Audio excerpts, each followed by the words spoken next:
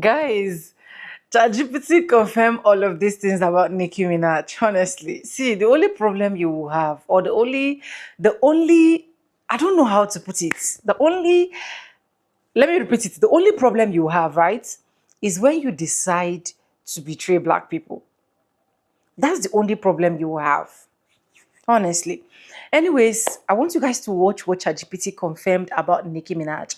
First, welcome back to the channel. My name is Sonia. Subscribe, like, comment, and share. And credit belongs to the original creators of every single clips and stitches we have in our today's episode. And guys, with that being said, let's dive right into this video first. For disclaimers, this is just for educational purposes only, not to come here defame or ruffle on anyone's shoulder. Anyways, with that being said, let's go watch what ChatGPT literally confirmed about Nicki Minaj, and I'll be back with commentaries.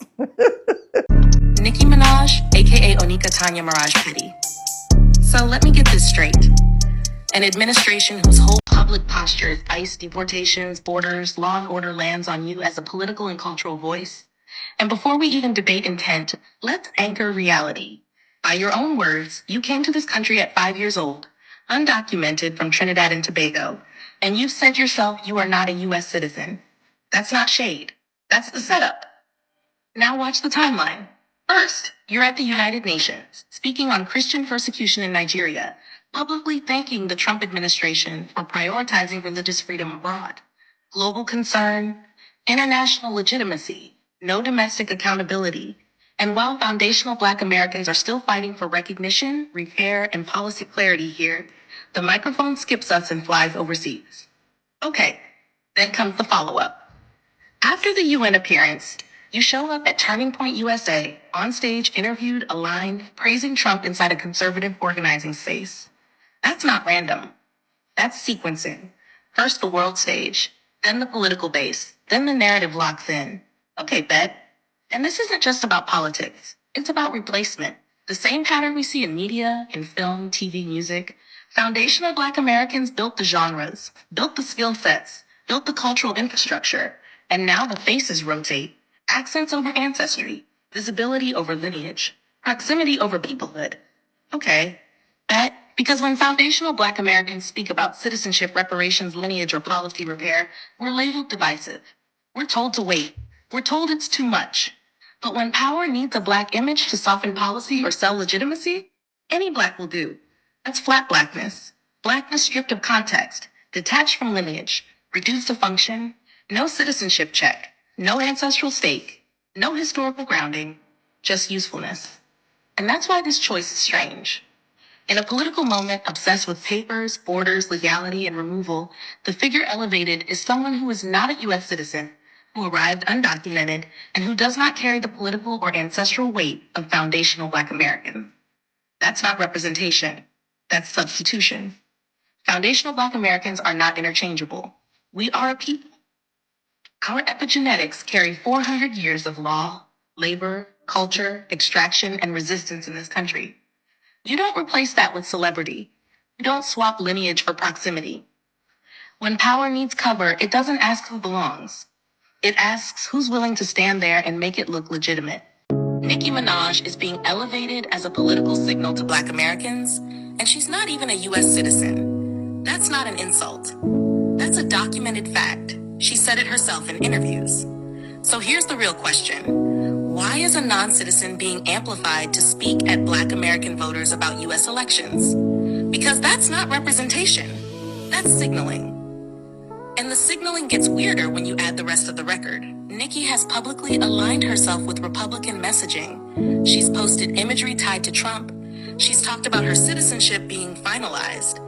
And she's spoken broadly about African Americans, as if she's speaking for us, even though foundational Black Americans have been clear for years that we reject flattening language that erases lineage. So pause. If you're not a citizen, if you're not FBA, and if you've had public tension with Black American communities historically, why are you the voice being pushed to influence our political behavior? That's not accidental. That's structure. They keep treating Black Americans like political mules because we show up without a contract. Let me say that again. We show up without a contract. Every election cycle, everybody knows our assignment. Vote early, mobilize the community, calm the chaos, be the conscience. Save democracy, stay unified. But when it's time to talk about what we get in return, suddenly it's be patient, don't divide the coalition. Now isn't the time. That's not participation. That's extraction. And this is not Democrat versus Republican. This is about citizenship, representation, lineage, and accountability. Because constituencies with power are negotiated with. Mules are just expected to pull. Back to Nicki Minaj. Not the villain, the vehicle. She's not a voter. She can't be held electorally accountable. If policies go left, she doesn't absorb the impact the way Black American voters do. But her voice still carries weight. So institutions use it. That's substitution. And let's be precise. Her husband is a registered sex offender. Her brother is serving a life sentence for crimes against a child. Those are court-documented facts. Now, there is no confirmed evidence that her political alignment is about clemency or favors. That stays labeled as speculation. But incentives still matter. When someone has immigration interests, family legal exposure, and proximity to political power, their risk profile is not the same as Black Americans whose only leverage is the ballot. We carry the consequences. She carries the microphone. And this isn't just a Republican tactic. Democrats do this too, just with a different aesthetic. Look at how celebrity Democrats are used as moral validators. Nicki herself has publicly gone back and forth with Cardi B, and this part matters. Cardi B is Afro-Latina of Dominican and Trinidadian descent. So now let's be honest about what we're watching. On one side, Nicki Minaj, Trinidadian-born. On the other side, Cardi B, Afro-Latina. Two non-FBA Afro-Latino women being platformed as the political voices to influence Black Americans. Different parties, same function. And before the deflection, yes, they've dated, married, or had children with foundational Black American men. That makes them adjacent. It does not make them us. Adjacency is not lineage. Proximity is not peoplehood. And intimacy does not erase conflicting incentives. There is still a conflict when Afro-Latino celebrities who are not Black American by lineage, and in Nicki's case, not even citizens, are elevated to speak for a group that carries the electoral burden. That's the outsourcing of Black voice. So let's name the distinctions cleanly. Political participation is voting, organizing, engaging. Political exploitation is when that participation is expected, but your interests are optional. Coalition is shared goals with shared costs. Extraction is when Black Americans pay the costs while others get prioritized materially. Representation is someone answerable to your outcomes. Substitution is someone who looks like you on camera but isn't accountable to you in policy. And a mule? A mule is valued for endurance, not power. If Black Americans want to stop being treated like political mules, the answer isn't silence and it isn't blind loyalty. It's boundaries. It's definition. We are not a guaranteed block. We are a lineage-based American constituency. And support is conditional. Because loyalty without leverage isn't strength. It's just labor somebody else budgets for. They didn't just give out awards at the Grammys this year. They rolled out a coordinated message. Because this wasn't one artist going off script. This wasn't spontaneous conscience. This was planned, aligned, and reinforced across pins, speeches, applause, and headlines. Bad Bunny didn't just wear an Ice Out pin. He said it on the mic. Clear, unambiguous, timed for applause. Billie Eilish followed with "No one is illegal on stolen land," and the room stood up on cue. Kalani escalated it with urgency. We have to speak up. We have to say something. We have to come together. Olivia Dean, a British artist of Jamaican and Guyanese heritage, framed immigration as bravery, as moral inheritance, saying we're nothing without each other. And online, you had figures like Lefty Gunplay pushing Black and brown unity, not as a conversation, but as a directive. Unity as obligation. Unity without terms. Now zoom out. Because this wasn't just happening on stage, it was coordinated. Activists openly said the Ice Out pins were organized, teams were contacted, celebrities were briefed. The symbolism was intentional. That matters. Because when coordination meets cultural authority, you're not watching art anymore. You're watching narrative production. And during the opening of Black History Month, the dominant narrative wasn't Black Americans as a people with specific political claims. It was Black visibility being used to legitimate someone else's agenda. Now let's let's get specific. Shabuzi, a Nigerian American artist, got on that stage and said, immigrants built this country, not contributed, not participated, built. And when Black Americans push back, because enslaved labor is not metaphor, because Jim Crow labor is not optional, because this country's wealth extraction has a documented lineage, there was no real correction, no explicit naming of foundational Black Americans. Just a soft clarification later, still hiding behind the vague phrase Black Americans. And here's the extra layer people keep skipping. He won in a country-adjacent category, a genre created and shaped by foundational Black Americans. Country music did not appear out of thin air. It was built from Black Southern traditions, Black string bands, Black labor camps, Black churches, Black cowboys, and pioneers like DeFord Bailey, the first Black star of the Grand Ole Opry, whose harmonica and musicianship helped define the sound before Black artists were pushed out. So the irony is sharp. Winning in a genre built by Black Americans while saying immigrants built this country without naming the people whose forced labor and culture made both possible. That's not nuance. That's erasure. Now back to Billie Eilish. No one is illegal on stolen land sounds radical. Until you ask which land. Her home in Los Angeles sits on Tongva land. Specific people, specific tribe. So critics asked a fair question. If the land is stolen, is it being returned? Or is stolen land just a slogan that feels good on a stage? And there's another contradiction people notice. She's spoken publicly about being in Ireland, about feeling Irish, about how good it felt to be around people who look like her.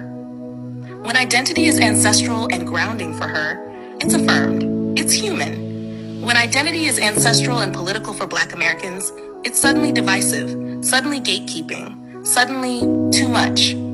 That double standard is the point. Cultural institutions are comfortable with identity as long as it stays symbolic, as long as it doesn't ask for power, as long as it doesn't demand material outcomes. And that's what the Grammys normalized. Black cultural space as a moral amplifier. Black history as emotional credibility. Black Americans as the reliable base that's always expected to mobilize. But notice what never got airtime. No discussion of how immigration policy impacts Black American labor. No discussion of political dilution. No discussion of reparations. No discussion of trade-offs. Because once you ask those questions, unity stops being aesthetic and starts being negotiable. And negotiation is exactly what this setup avoids. So let's be very clear. This isn't about rejecting coalition. It's about rejecting automatic enrollment. Because when every cultural moment comes with the same subtext, Black Americans fall in line for the greater good, you're not looking at solidarity. You're looking at management. Solidarity without terms is not justice. Unity without accountability is propaganda. And Black Americans are not obligated to keep lending our history, our pain, and our legitimacy to narratives that refuse to name us fully, protect us materially, or negotiate with us honestly. That's not division, that's discernment. Anyways, that is all I got for this video, and you cannot tell me that ChatGPT is lying. You cannot tell me that what ChatGPT said about Nicki Minaj is not true. You see why even when a lot of people try to be like, oh, do not use ChatGPT. Oh, ChatGPT is this, oh, ChatGPT is, I understand. But there are facts in what ChatGPT is saying. You can't tell me that ChatGPT actually went wrong. And that was why I have to attach the last clip of what happened in histories, blah, blah, blah, east, west, north, and south. And it brings me to the point where, for me, I'll keep saying that if there is anybody that should even speak on behalf of Black Americans that have been denied recognition, that has been denied reparation, like, it shouldn't be an immigrant. It shouldn't be an immigrant. You came into the country when you were 5 years old.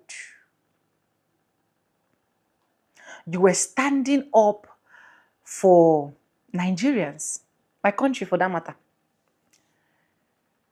for the genocide and everything that has been happening. And we were so happy, we were proud of you. You were standing up for Black Americans, you were supporting Black Americans. I will not say you're standing up, you were supporting Black Americans. And that's because Black Americans have contributed a lot to your music career. Black Americans have contributed a lot to your life in general. That's because Black Americans gave you the opportunity for you to come here in America and come and enjoy. Then all of a sudden you just twist. You just moved. You just disappeared. You just vanished. And you now realize that, oh, I'm not supposed to be supporting them. I think this is the direction that I'm supposed to be going. It's that bad.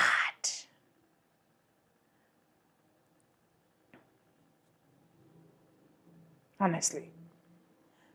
If I were to be Nicki right now, what I really need to do is to focus on my career. Focus on how to build myself. Because I see a lot of people making excuses for her. Excuses like, oh, she's going through a whole lot. She's not the only celebrity going through a whole lot. There are other celebrities as well going through a whole lot. Now, after going through a whole lot and she's just trying to look for more, because some people tag it as, oh, she's broke. That's what some people say, oh, she's broke. Now that she has started just putting her two-face in the internet, has she really made the money? And you can't tell me that Nicki is broke. If you say Nicki is broke, what would I call myself? What do I call myself?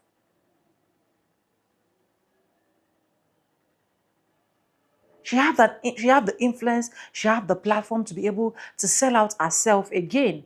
I believe Black Americans will have supported her. But look at every single thing that a whole chart read about her. Please, if you're not supporting this woman that I stitched her video, please do well to go support her, because this woman is literally trying. She is freaking trying to make sure she delivered down to our table. Anyways, let me know what you think in the comment section. Credit belongs to the original creators of every single clips and stitches we have in our today's episode. If you haven't subscribed, what are you waiting for? Please do subscribe, like this video, drop me your comment, and lastly, do not forget to share for every other person to get this good news. And for disclaimers, this is just for educational purposes. Subscribe, like, comment, and share. And I want to say a very big thank you to every single one of you supporting, liking, commenting. I really do not take you guys for granted. You guys are absolutely the best. And yes, with that being said, with no further ado, like I always say in my videos, I'm going to be saying, and I'll see you guys in my next one. For now, bye guys. I love you guys.